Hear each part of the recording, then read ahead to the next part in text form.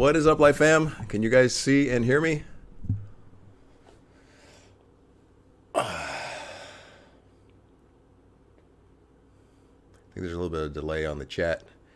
We got Pete Sapper in the house. What is up, my brother? Thank you so much for showing up. I appreciate you, my friend. Sending good energy to you. What is up, Rose? Greetings from London. Yes. So that's where you are. Okay. Rose is always in my comments. I appreciate you, Rose. Thank you for stopping by. Redaxia. That's my friend Carmen. Thank you for showing up, showing some support. Raju, what is up, brother? Katrina in the house. Wow, we got the Light Fam just coming in strong. I love it. Let's get this party started. Can see and hear you. Awesome, awesome. How is everyone doing today? You guys are ready to talk about the dark night of the soul? Ready to dive deep? I don't think I can use that. I think that's Ralph Smart's thing. Let's dig deep. How about that? Oh, Raju, my man. We are all ready. Okay. Well, so if you guys, while I'm just kind of describing the dark night of the soul, hey, Brittany, what's up? Welcome. While I'm describing the dark night of the soul, if you guys just have some dark night of the soul questions, feel free to throw those in the comments, and we will jump into that. And I know if I don't, when people watch this on the replay, if I don't jump into the topic ASAP, they click away, so I'll just jump on in. Can you have several dark nights of the soul? Absolutely, and you will. Your authentic self is always going to be tweaking the false self, because the false self is out of alignment with Source. Doing awesome. I'm here too, Dave. Ben, my man, what's up, brother? Nice. Love it. Thank you for stopping by. Kaylin, welcome, Kaylin.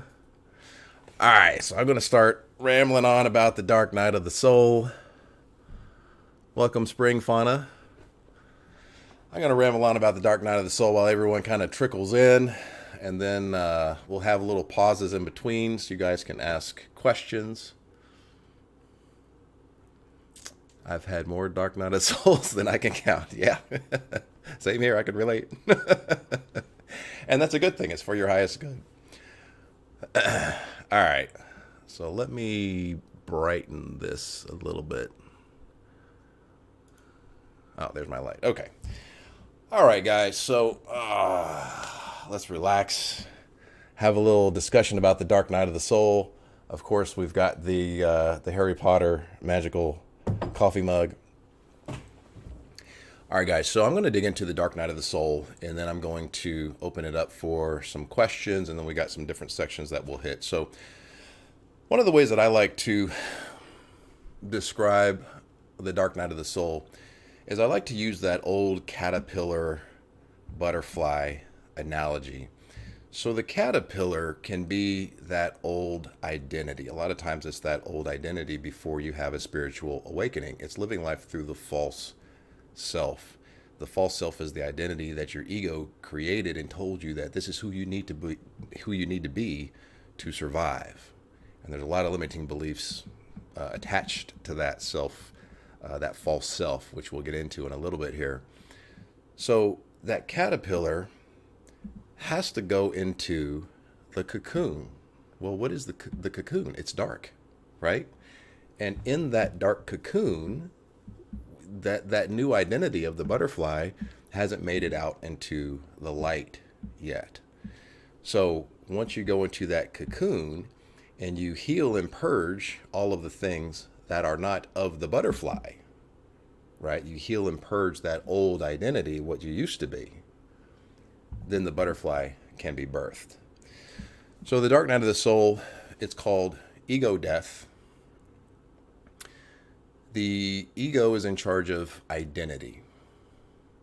So it's kind of a spiritual identity crisis.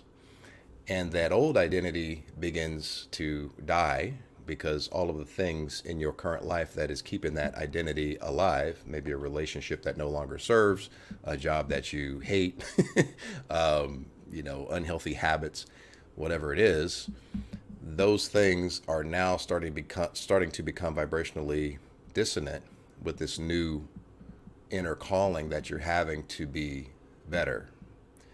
And then so this starts the process.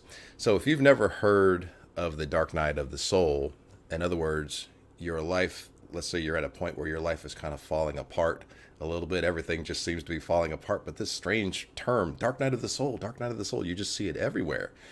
Well, the universe or your guides or whoever you believe is on the other side directing you, wants you to research the dark night of the soul. They want you to go down that rabbit hole of self-discovery and really research the dark night of the soul and understand what it is, because the universe wants the real you to emerge and that false self to get off of your timeline, because that's the reason that you decided to incarnate, to fulfill the proliferation of the authentic you. Or maybe you've heard of the dark night of the soul and you're trying to figure out how to get through it unscathed, which is a tough trick. But you're trying to figure out how to get through it, and this one particular topic keeps coming around. Maybe that topic is how to no longer attract narcissists, or how to find your power as an empath, or maybe star seeds keep coming around, or how to heal trauma. Your guides are trying to send you down that rabbit hole of research, because that's the key that's going to allow that butterfly to be birthed from that dark cocoon. Is that resonating with you guys? Let me get this light out of my face real quick. Oh, we got a full house. What's going on here? Annabelle, how are you, my friend? Hey, Dave, I love your name a lot. Hey, everyone. Thank you. Appreciate that. My actual name or Lightways? Brittany, how do you keep forward energy when moving out of the dark night of the soul? Ooh, we're going to get to that. That's a good question. Oh my God, love. Welcome, oh my God, love. I really love that username. Stardust Diamond. Hello, Stardust Diamond. Welcome. Crystal, welcome. Yes, the Harry Potter mug showing up. Katrina remembers the old lives. Titan Ways, is he in the background? I hear a whole bunch of frolicking around in the background there. Yeah, it's been a few months since we've done the lives. So someone had a question about the Dark Night of the Soul. So let me jump into that real quick. Okay, so Laura Lee Kinney says, can you have several Dark Nights of the Soul? So the answer to that is yes. So you're going to have one main Dark Night of the Soul that kind of breaks you open. And then that's going to allow you to take a step back from seeing life through the ego's kind of fear-based lens of scarcity, lack, competition, and all of the unhealed trauma that you may be looking through to see life. And you're going to, that stepping back from that egoic self is going to kind of cause you to do the self-discovery and the healing to heal the trauma that makes you believe the lies of the ego. And then you step into a higher version of your previous self. So the first one is always going to be the biggest and most intense, painful one. But then you're going to have many, as in several, many, as in small. So you're going to have many, many dark nights of the soul, because your frequency is always going to need to be honed more in alignment with the dominant frequency of source, which is love, and out of the polar opposite frequency of source, which is fear. So you're always going to be kind of adjusted to get closer to your source self, which is the whole point of incarnating in the first place.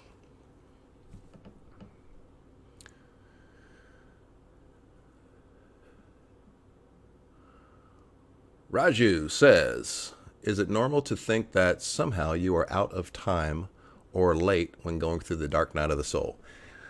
It's normal for your ego to think that. So the ego is the one that is concerned with time, because the ego is finite. The ego is not infinite like you are.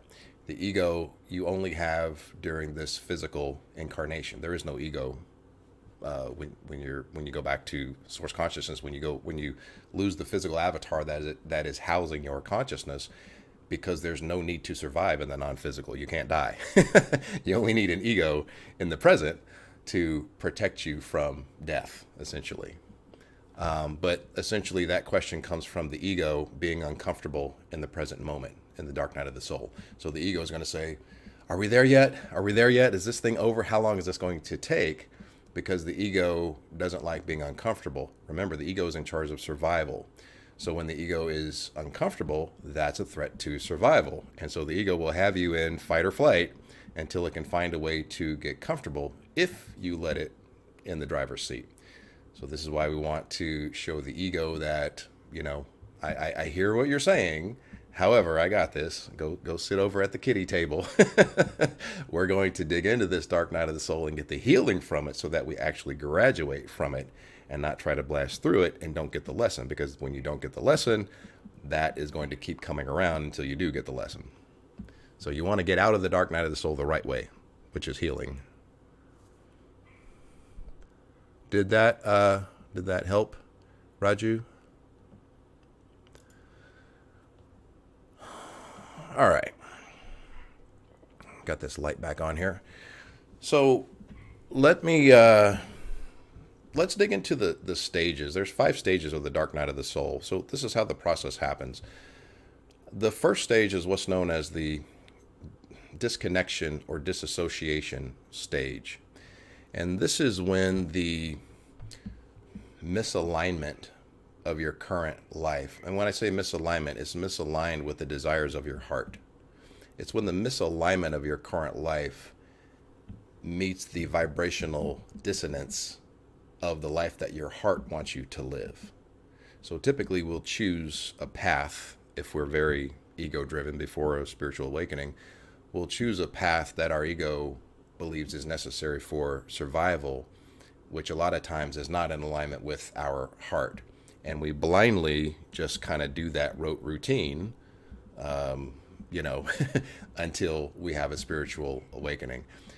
This is one of the things about a spiritual awakening. A spiritual awakening is waking up from identifying as the ego. A lot of people before a spiritual awakening, there's no disconnection with the ego. They think they are the ego. They think they are the identity that the ego has sold them. After a spiritual awakening, you at least become aware enough from the ego so that you can take a step back into what we like to call the observer mind, and then you get to choose, respond, not react, which is ego. You get to choose to respond either through the ego's course of action, which is typically responding in fear, or acting from the heart. And this is always the dichotomy in life. Are we choosing love or are we choosing fear?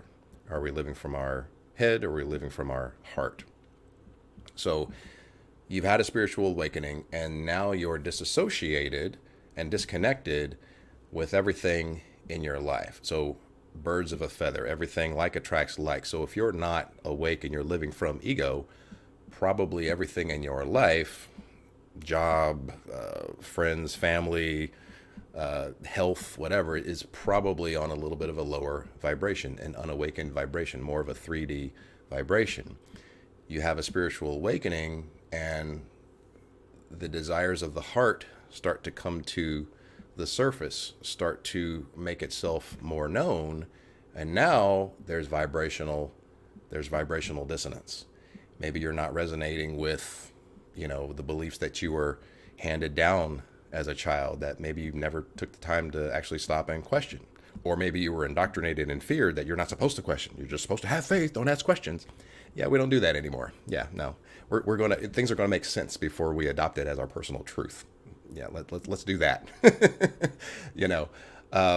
So maybe you're in a job that you hate because you have a money wound. Maybe you were raised to believe that money doesn't grow on trees. It's hard to get. You got to work your face off to get it and all of this stuff.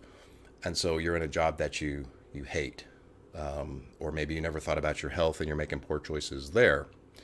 Well, those are probably not in alignment with your heart. In other words, it's probably not the reason you decided to incarnate. Well, if you had a spiritual awakening, the reason you decided to incarnate is going to start to make itself known on your current timeline, and there's going to be some vibrational dissonance.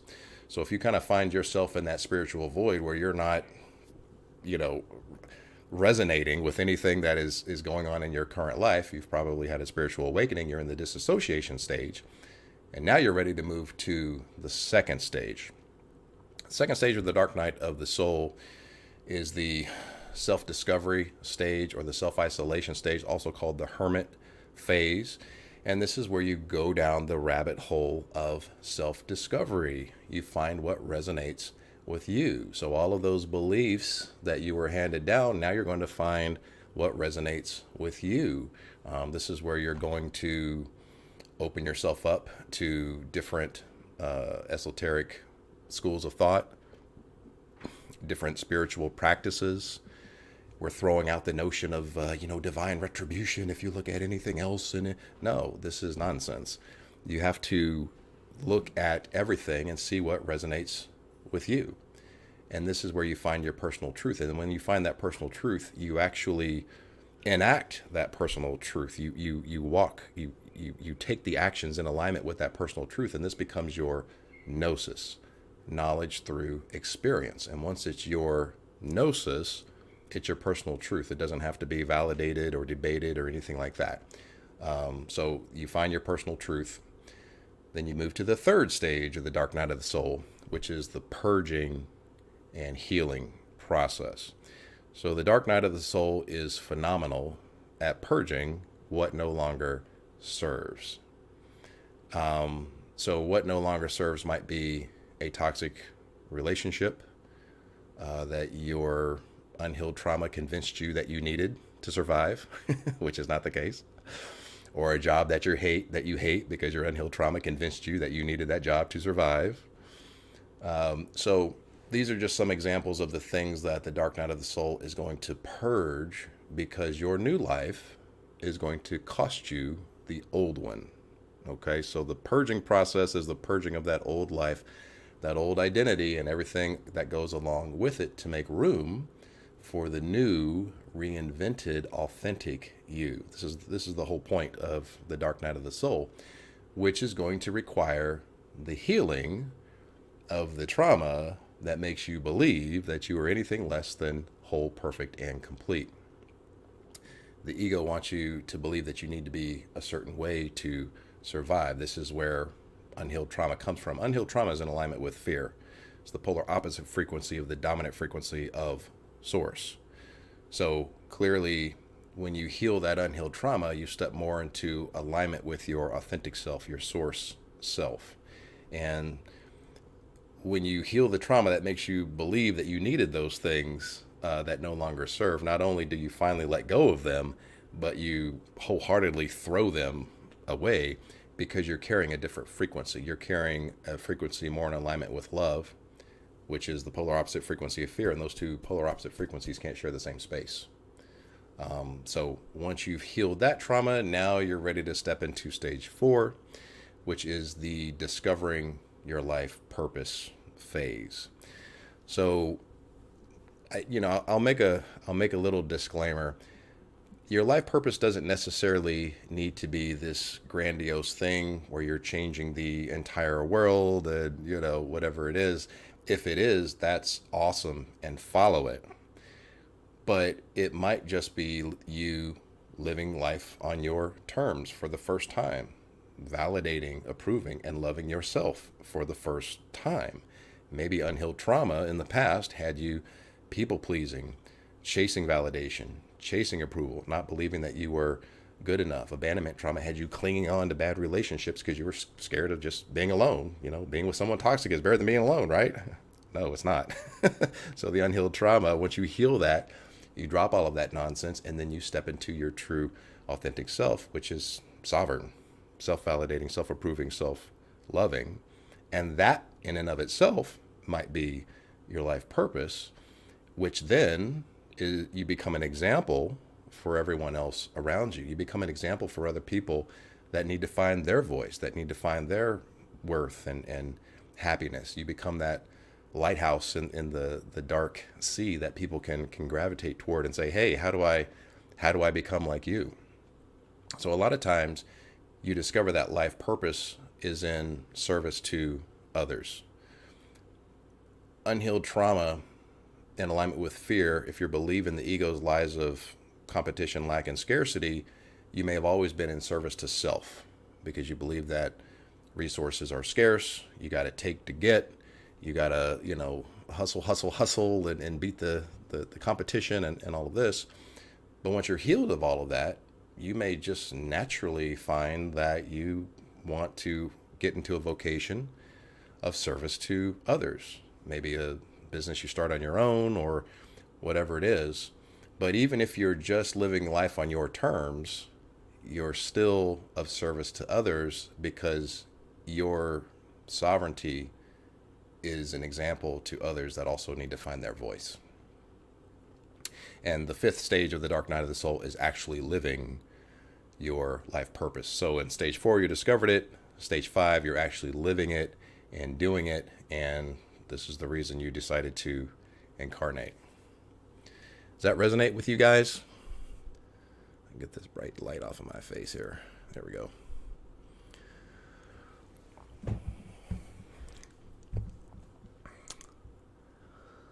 Sylvia Giannia, welcome, my friend.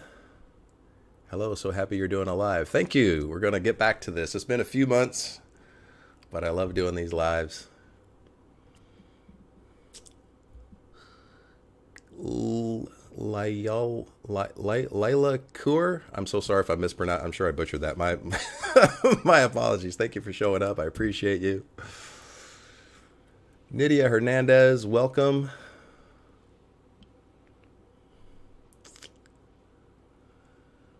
All right, so let me take some questions here.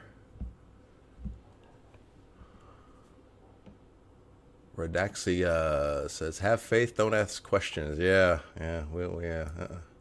That's a cult. That's the definition of a cult. Don't ask questions, just believe what we say. Yeah, that's a cult. Drink this Kool-Aid. We're going to Heaven's Gate. That's a bad joke, but I mean it's true. Let's see. After the storm. Hey, After the Storm, welcome. I've seen you in my comments before. Welcome. Thank you for showing up. I appreciate you. Let me see if I can find a question.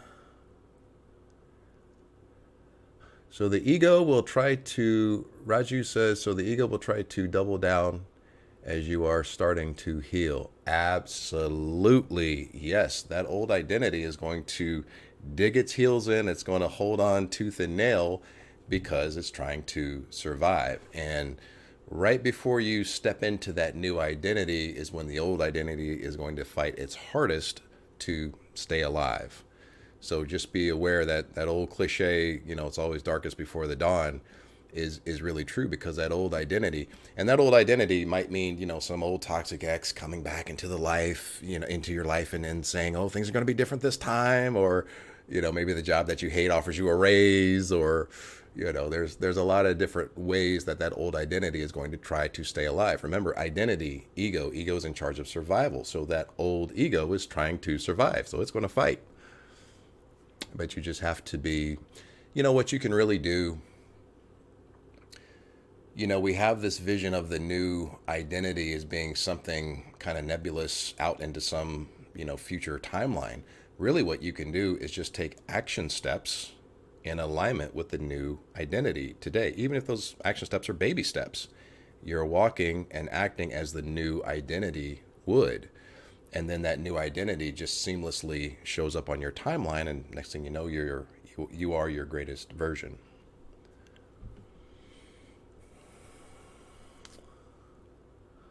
Okay, I think I'm really behind on comments here. Spring Fauna says, can you have any worse ones than the first one, or do you think they become less intense? Yeah, I haven't heard, anything is possible. I never like to say absolutes. But I personally haven't heard of a Dark Night of the Soul being worse than the first one. So yeah, the following ones are less intense. Let's see. Is it possible to be in the dark night of the soul for 7 years, asking for a friend. Okay. What's your friend's name? It is possible to be in the dark night of the soul as long as you refuse to let go of what no longer serves. If you think about it, the dark night of the soul is is getting that old identity out of your current timeline because it's hogging up all of the space of the new identity that's trying to be birthed. So if you refuse to let go of that old identity, and that old identity could be letting go of a toxic relationship, a job you hate, a fear-based belief system that you no longer believe in, an unhealthy lifestyle that your heart knows you should not be doing this, whatever it is, and we all know what we're supposed to be letting go of, that we're being reluctant on. As soon as you let go of that, that's when the dark night of the soul becomes easy, and there's just a flow and there's a momentum to it. And you want to trust the process because you chose when you were going to wake up on your timeline. You chose what you were going to have to heal through, and you chose to go through the dark night of the soul before deciding to incarnate. So that must mean that the dark night of the soul is for your highest good. So just trust and let go of what you have been refusing to let go of because your higher self knows better. So trust the process.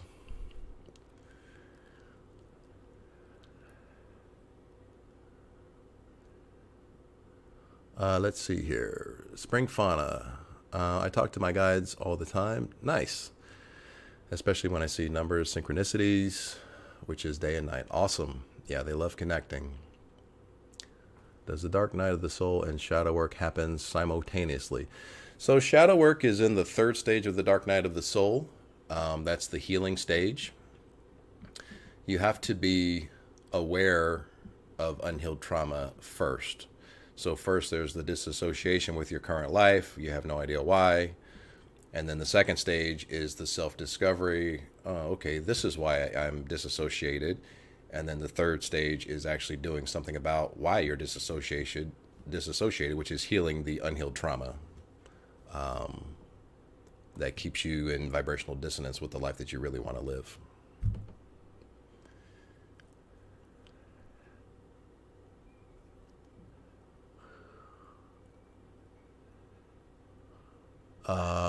My goodness. I'm so sorry that I'm missing all these questions, guys. There's a lot of them. I'm just going to jump in. Sylvia Ganaya. How do we know if our feminine and masculine energies are balanced and healed? Well, you'll have an inner peace.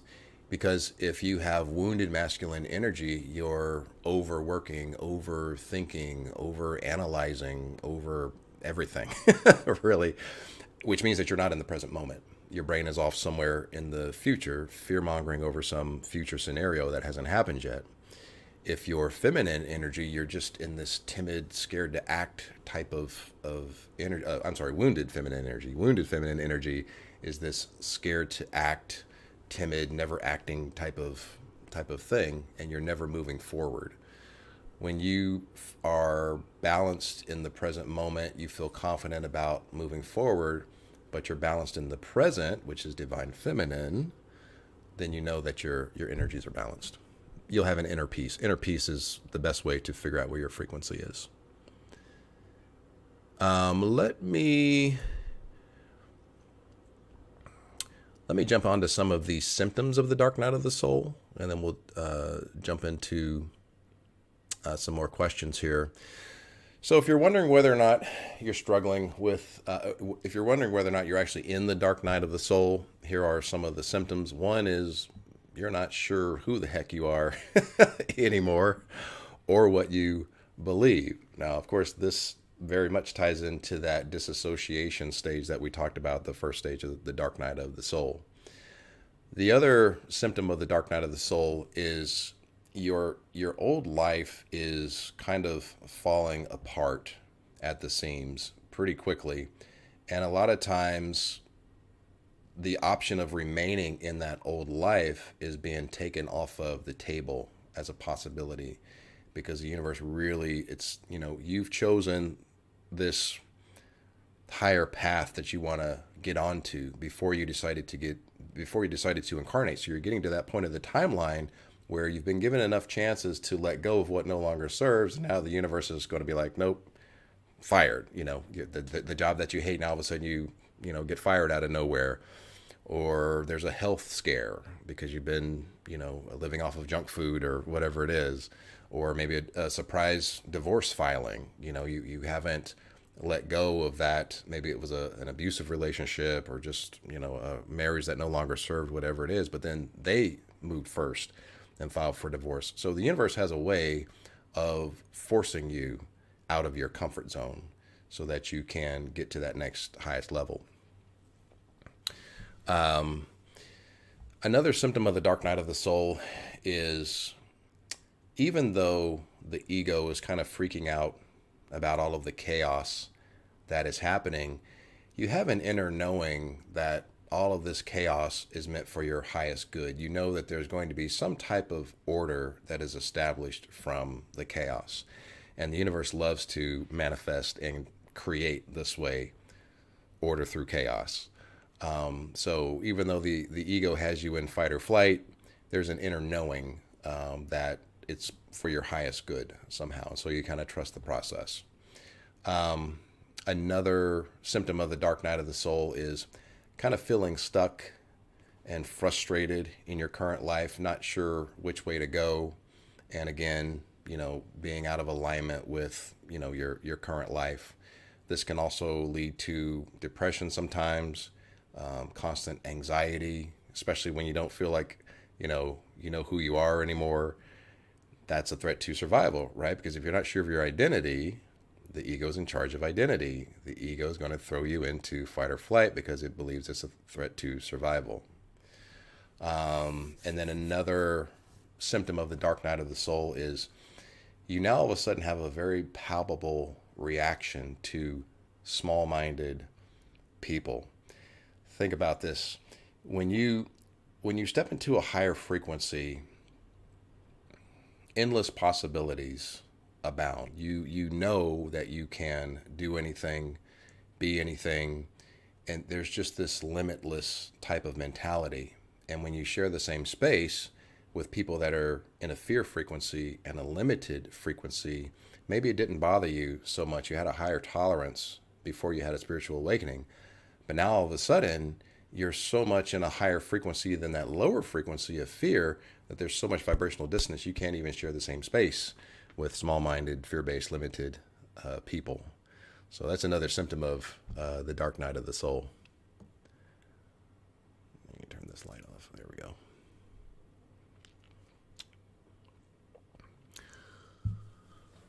All right.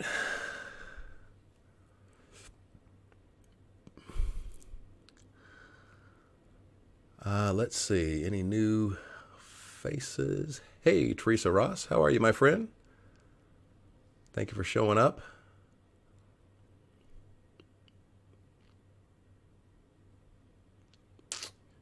Let's see here.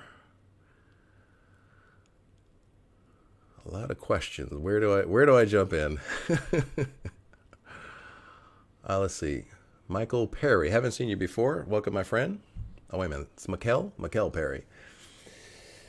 Is it common while the DF ascending, the DM goes into the dark night of the soul? Just depends. Typically, to go into the dark night of the soul, the DM needs to have a spiritual awakening and want to heal his unhealed trauma, his or her, whatever.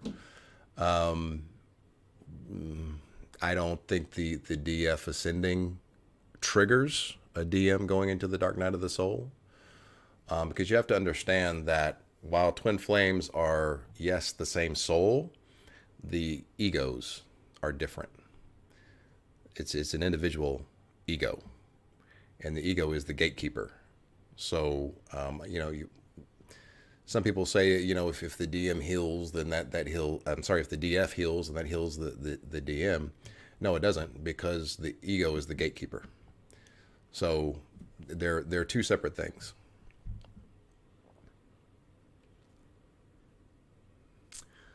Let's see here.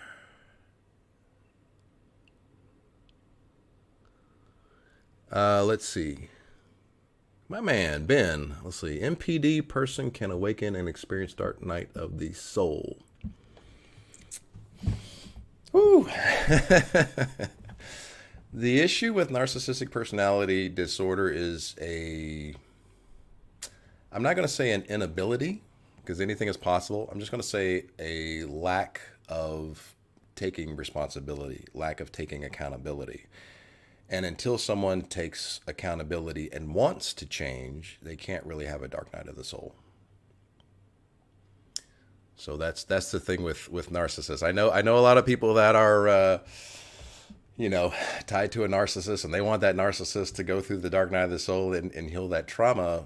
But if they're always bypassing, then they know, if in their mind, if they're always bypassing in their mind, then they don't have trauma. It's never their fault. There's nothing wrong with them. They're perfect, and they never do the healing. So, yeah, that's that. Let's see here. Annabelle, masculine protector. Protector does not trust, runs away. Feminine chases and so trusts. That's a wounded masculine. That's a beta. That's not divine masculine. Divine masculine is a protector, provider, warrior, grounded, stable, supporter. Yeah. So does not trust. So a divine masculine is not threatened by the divine feminine. It's only a wounded masculine that is threatened by the feminine. So I want to make that distinction. We like to throw around DM and DF a lot of times, but DM is usually wounded DM. So let's make that distinction. You know what, guys? I wrote a little Dark Night of the Soul affirmation. So if you guys are going through the dark night of the soul, this is a little thing that I wrote up. It's a little mantra or affirmation, and it goes like this. So so when you're in the throes of the dark night of the soul, say to yourself, I'm releasing who I used to be to make room for the stronger me. I trust that the pain is for my highest good, so that I'm strong enough to live the life I should. So use that when you're going through the dark night of the soul. Help get you through.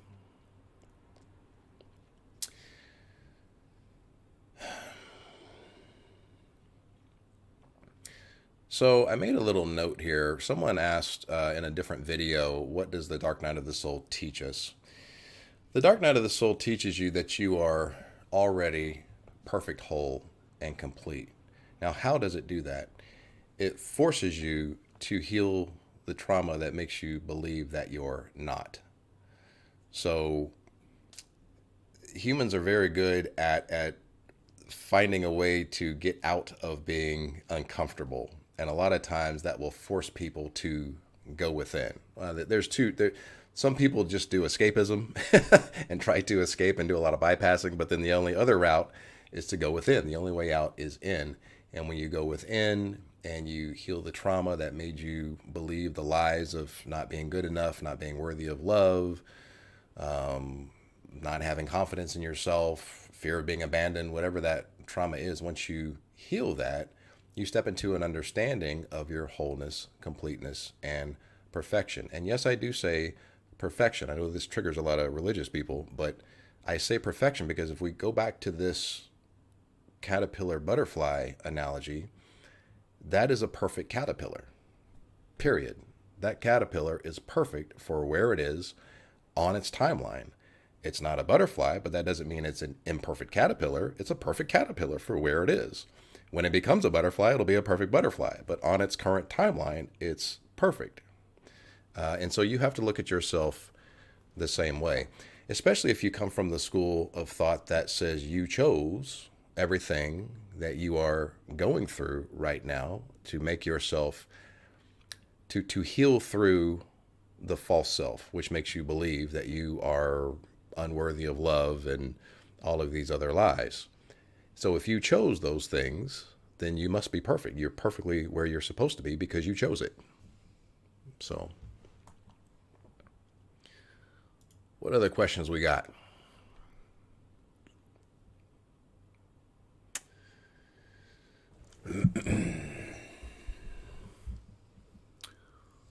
Totally. Thank you for saying that, David. You're very welcome, Spring. Brittany, do you have a video on narcissistic parents? It's coming. It's on the list. The narcissist videos have really taken off, so that's definitely on the list there. So true, David. You do have the best explanations of DM and DF. Thank you, Redaxia. I like that name. Katrina says she loves the mantra. Thank you. That was beautiful. Thank you, says Kelly Browning. Thank you, Kelly Browning. Welcome. Perfection equals alignment. Shout it from the rooftops, Spring Fauna. Shout it from the rooftops. So let's dig into that a little bit. Alignment with what? Alignment with Source. You are Source. You are Source having a physical experience. If you weren't, Source wouldn't be all things. Your spiritual DNA itself is perfection. Regardless of what fear-based, human-made dogma wants you to believe, you are perfect because you are also Source having a physical experience. So, yes, perfection equals alignment. I love it.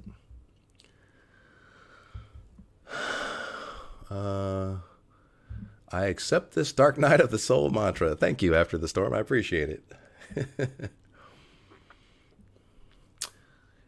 Annabelle, do things from the past come up when in the dark night of the soul? Yes. Strange things like WT crap. Oh, what the crap is that? Like it. Where has that come from? Yeah, so if we're looking at the dark night of the soul as purging that old life, what is old equal? Past. It's purging the past life and everything associated with it. And remember, someone asked earlier, does that old life fight its hardest before you're getting ready to transform into that butterfly? Absolutely. So this is when everything from the past is really going to show up so that the old life can try to hang on and stay alive. And it really just comes down to you choosing the new life.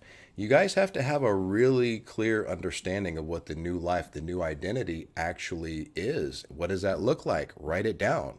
Who is my greatest version? Write that down. And when you have it in writing, the brain stamps it as done. It's now officially a thing because it's in writing, right? And so you know which action to take. You know which action wires in the new identity, which you just wire it in by habitually taking those actions in alignment with the new identity. And you now know what is part of the old life. And the more actions you take in alignment with the new life and the less out of the old life just kind of meanders off into the darkness, never to be heard from again. I hope that helped, Annabelle. Fanatic Dervish. Fanatic Dervish. Welcome, my friend. I haven't seen you before. Thank you for stopping by. My dark night of the soul is definitely harsh and long. Energy clash with the whole family. Yeah, that'll happen. And remember, and I don't know what part you linked into the live here, but getting through the dark night of the soul has to do with letting go of what no longer serves. That's what holds people in place in the dark night of the soul. They don't want to let go of what no longer serves. So whatever you feel you need to let go of will get you through the dark night of the soul easier. And, when it comes to family,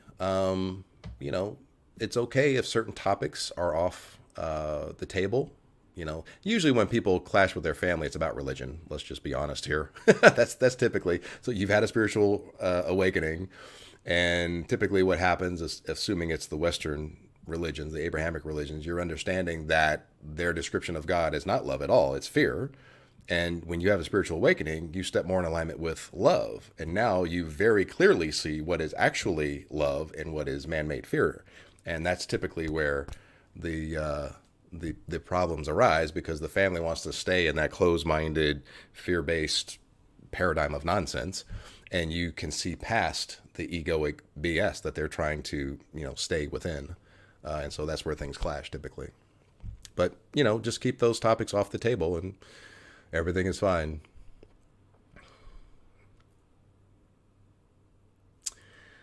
Can you put the mantra in the notes on the channel? Yes, I actually have a video on that mantra somewhere. I'll do that one as well, or I'll repost it.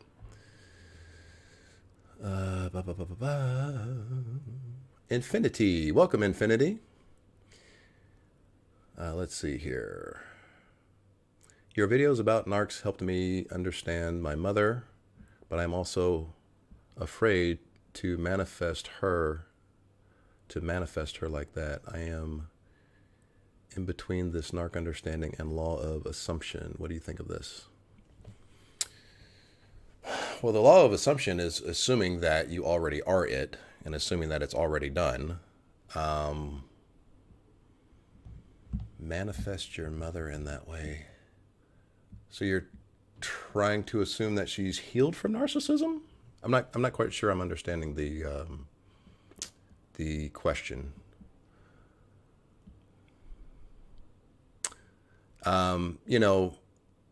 This isn't really the video for this, but if you have narcissistic parents, if you are, an adult and you're out from under their care and you're living your own life, it just depends on the level. We all have narcissistic traits.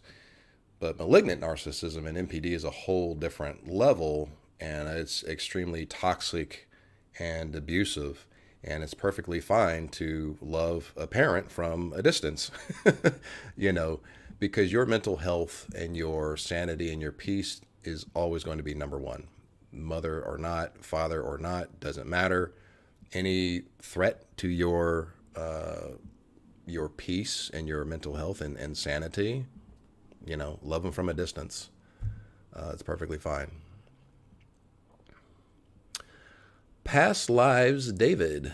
Yeah, we've had countless ones, and from different galaxies, different universes. Absolutely. Light fam, there's so much love in this chat. So sweet. Thank you, David, for doing this. Yes, Redaxia.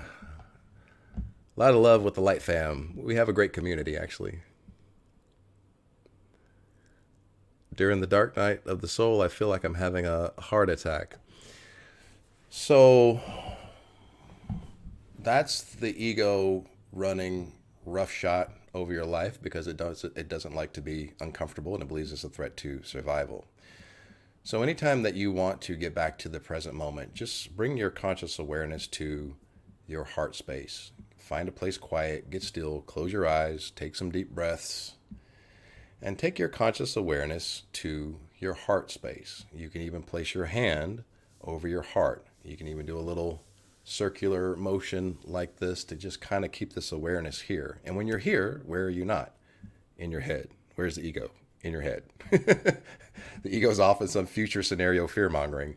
But you bring yourself back to your heart space. And you take some deep breaths. And you ask your heart, is there really a threat to survival? And just intuitively feel into the feeling of your heart. And your heart will probably say, no, that's just the ego, crying wolf as usual. And then you take some deep breaths. Sinking into the present moment is really where you're going to find all of your peace. Adopt some mantras that you like. You can use the mantra that we just discussed earlier.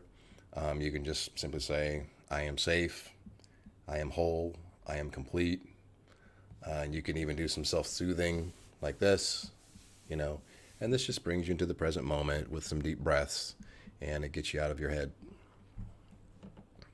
Heart attack averted. Infinity. Thank you, David. Yes, you got it. Awesome. Thank you.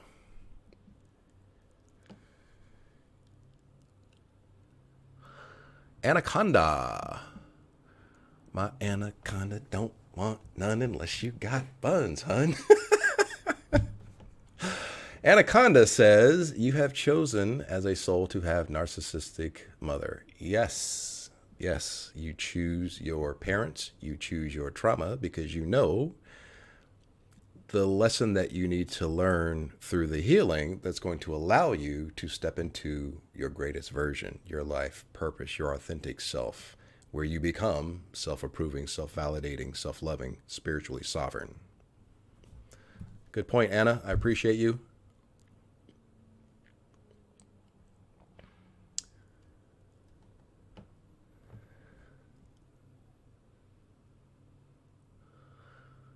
Teresa Ross. I think what she means is that it's so hard to admit your own mother is a narc.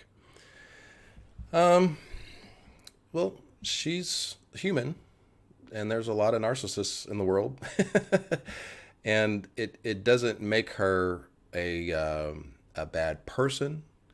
It just means that there's a current state of mental unhealthiness due to childhood trauma. And we've all had childhood trauma. There's specific childhood trauma typically that creates malignant narcissists, and she just happened to have that type of trauma. It just means that she's a person that hasn't healed her trauma. It doesn't make her a bad person. It doesn't make her less of your mom or a bad mother or anything like that. It just means that she has unhealed trauma that she hasn't processed. Unfortunately, if she's a narcissist, she probably won't process it because they never think anything is wrong with them. So, but you can still love her as a person, respect her as your mother, and understand she's just another person with unhealed trauma, which there's a lot of them in the world. So,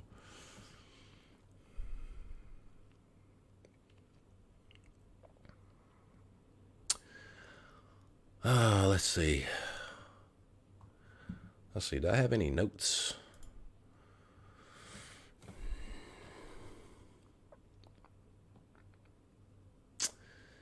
Kind of all my notes. Let's get to some questions. Irene, my Dark Night of the Soul started 2 years ago. I've changed as a person, and now I see things differently. However, I don't feel this bliss, like singing in the garden or something like that. Am I doing something wrong? All right. First of all, Irene, thank you for stopping by. And this is something I definitely want to address because a lot of people have this concept that the spiritual path is constantly walking on clouds, constantly walking on clouds and being in a state of bliss. And a lot of this comes from when you first start your spiritual awakening. When you first have a spiritual awakening, there's a sense of euphoria and higher consciousness, and you're connected to everything. You're one with everything. And you immediately associate that with this must be spirituality. This must be the spiritual life. Well, that's a problem because anything else after that, all of a sudden is not spiritual. If you have a bad day, oh, that's not spiritual. Oh, it's just a mediocre day. Oh, that's not spiritual. No, everything is spiritual because spirit is everything. So when you look at your entire life as a spiritual path, everything in life is not only spiritual, but a spiritual lesson. You need those valleys, you need those troughs, you need those in-betweens to show you, hey, this is also part of the journey. Maybe your awareness needs to be somewhere that is lowering your vibration, or maybe not. Because source is yin and yang. And this is another mistake that people make. A lot of people, when they're first getting into spirituality, they only want to stay on the side of the light. This is false. Source is yin and yang. Source is also the darkness. Darkness is not bad. We're programmed through fear-based religion to believe that darkness is bad, and then Hollywood jumps on the bandwagon with, darkness. Any villain is dressed in black, right? But source is also the darkness. Yin and yang is a thing for a reason. And the feminine, the yin part, is dark. That's the dark part, the feminine part. Well, that's where you find source. You go within, divine feminine. Shakti is what it's called. This is the divine, creative, feminine force. It's the darkness. What is also in the darkness? Knowledge. What type of knowledge? Hidden knowledge. Why is it hidden? Because it's in the darkness. So you don't really come into an understanding a full, well-rounded spiritual practice until you go into the darkness. Because when you go into the darkness, also known as your shadow, you're going to find of course, there's the unhealed trauma, but you're going to find some attributes and some traits and some gifts and abilities that you never even knew that you had. Why? Because the ego hid them there as a child because the ego didn't believe that those things were necessary for survival. Perfect example. Let's say that as a kid, your parents, never made you feel heard. Every time you tried to speak up and use your voice, you were shunned. And the ego said, hey, this is a threat to survival. Whenever I'm quiet and meek and I don't rock the boat, I get love and food and shelter. So now all of a sudden, the ego equates speaking up and rocking the boat with a threat to survival. Well, you carry that into adulthood and you become this meek little person. And the interesting thing is that your natural state might be someone that is very boisterous and a leader and someone that's outspoken and you have a lot of things to express. But until you go into the darkness that is hiding those traits and abilities and heal what is keeping that from being expressed, you never step into your greatest version. We've got to reprogram this. Darkness is bad. Source is all things. Source is also the darkness, or source wouldn't be all things. So go into your darkness and think about that cocoon. This just kind of hit me. Think about that cocoon that the caterpillar goes into. Isn't that cocoon dark? It's dark in there. You can't see anything, but that's where the butterfly is found. Okay. So just circling back to your original question, your whole life is a spiritual awakening. Don't label the highs as only spiritual. Everything is spiritual. The troughs have much to teach you. The in-betweens have much to teach you. The darkness has much to teach you. That's where your greatest version is going to be found.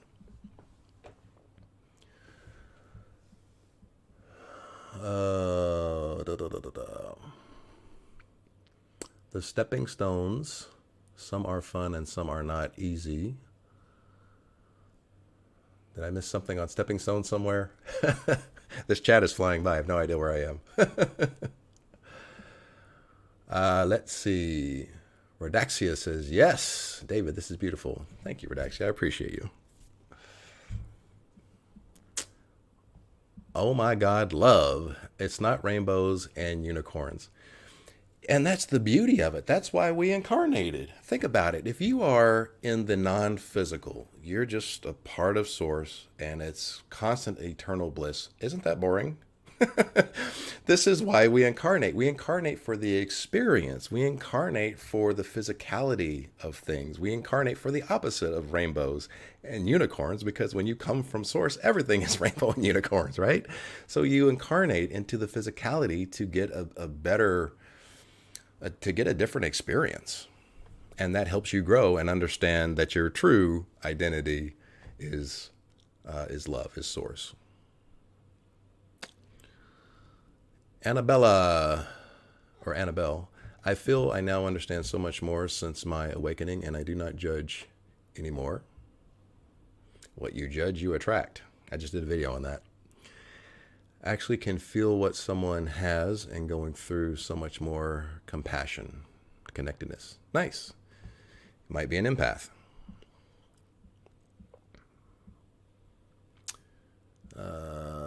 Welcome challenges and triggers. Yes, your challenges and your triggers are your lessons. So if you look at challenges from the standpoint that they have something to teach you, they have a particular medicine that you need to raise your vibration, you welcome those challenges in as a house guest. You're a house guest. You give them some, I don't know, whatever, milk and cookies. Tell those challenges to have a seat and then say, what are you here to teach me? What are you here to show me? Where am I in alignment with fear and out of alignment with love? And that's how you level up. Challenges are just opportunities to grow. Katrina, perfectly explained as always, David. Thank you, Katrina. I appreciate you, my friend.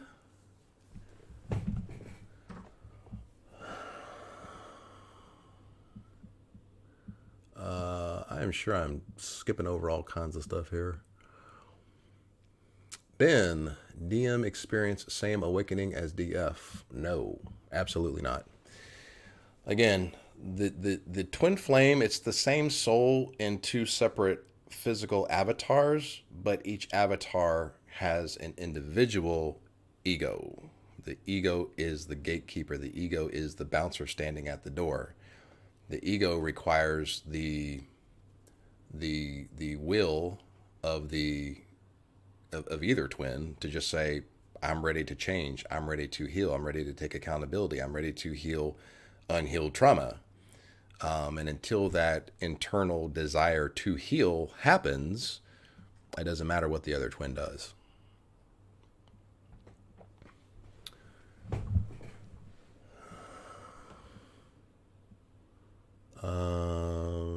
Let's see here. Every Dark Knight ends up getting a new tattoo. I love it. You get a new tattoo every time you go through a Dark Night of the Soul. That's awesome. It's kind of like a scorekeeping of how far you've come in life. I like that. Let's see here.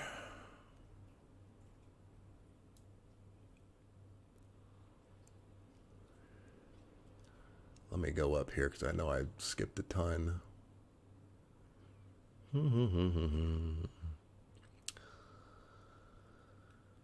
Dark Night of the Soul is definitely harsh and long.